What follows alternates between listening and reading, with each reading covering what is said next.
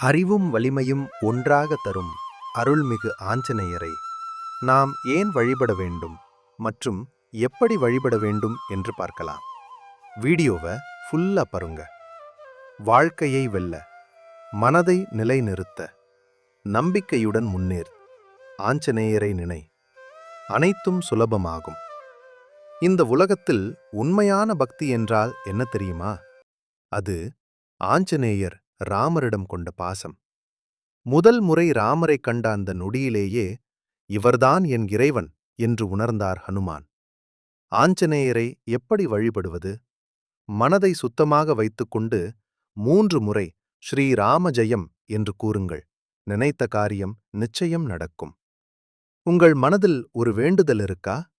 வேண்டுதல் நிறைவேறினால் ஸ்ரீராம ஜெயம் என்று காகிதத்தில் எழுதி மாலையாக செய்து அணியுங்கள். அதுவே ஆஞ்சநேயருக்கு போதுமானது.